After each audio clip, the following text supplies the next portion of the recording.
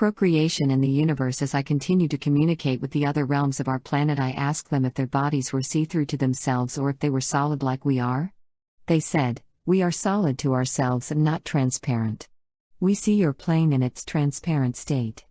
In another conversation, at this time I was talking to the worlds in our universe out in our local neighborhood, a small group. Remember, I am allowed to see into the other realms of life here on Earth, and as it continues out into our universe, I'm trying to keep things very clear to everyone, easily can understand our world in a broader sense. So this small group, which is like a group of students, very inquisitive and active, they have overseers guiding them, one maybe a few, when they come to the Earth realm on their journeys. So, somehow we got on the conversation about procreation in their world.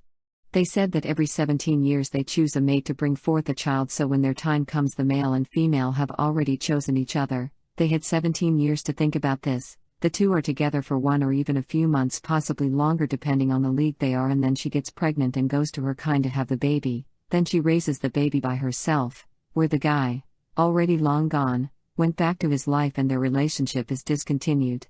This is how it is in their world, and that is normal for them. They do not have sex for pleasure ever. Crazy stuff.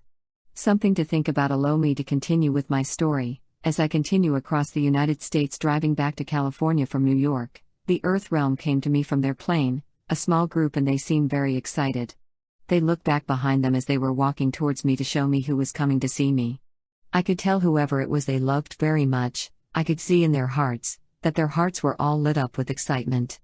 As she came forth, we spoke. I am assuming she was their spiritual teacher, very great and very special, and we talked about the universe and things about Genesis. "Now listen, this is prominent teaching," she said. "The best way to see the universe is that everything in the universe is a soul, that there is nothing else in the universe that isn't a soul." I thought, wow. When she said that, I realized so many things at that second. What a major piece of the puzzle she had shared with me.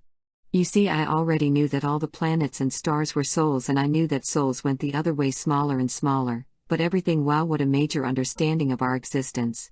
Just on simple things like the plants, the animals, the trees, even the bugs, all have souls. Next time you look up at the Milky Way or a nebula or even a star cluster, you are looking at an uncountable amount of people, maybe many different forms, but they are everywhere.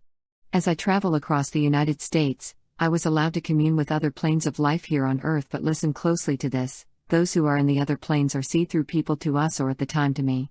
The Earth realm had similar color as we the humans. Flesh color.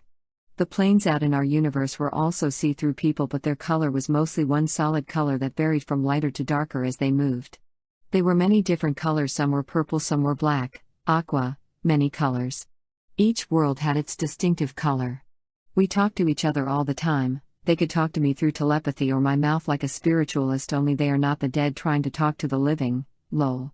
My point is that there is profusely more to life than we know, and that we were never alone. We are surrounded by an overabundance of love and unimaginable greatness, and that we the human race are so undeveloped as a race and as people. It is sad.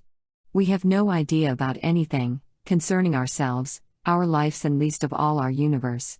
The meaning of why any of us are living, our planet, the animals, the trees, our skies, or even what life itself is. We might be the children of the light but living in the dark.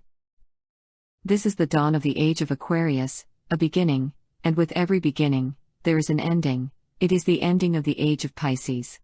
If you knew the sequence of events, then you could understand our future here on Earth.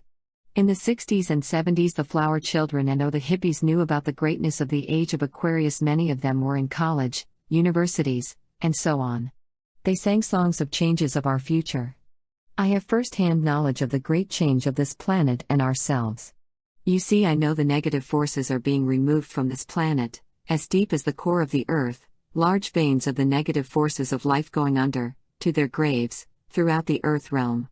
These leagues and levels that are removing the negative forces, to us they are something like people of the light, that you cannot comprehend at this time, vast and pure they are. They are the greater realms of our planet with their great armies of life. They are purging the planes of our planet, of these, strictly the negative forces of this planet. Excluding our plane, we are a surface dweller of the unknowing. Our plane of life is closed, meaning, we, by law, have no idea that there are any other planes, and I repeat, by a law. So my conclusions are, when you remove all the forces of hatred, of evil, of greed, and violence, so on and so forth, from the world and from the hearts of we the people. What's left? The age of Aquarius. The removal will be completed within a few years, so prepare for this new world. It is here, and here is a key: it is only the beginning.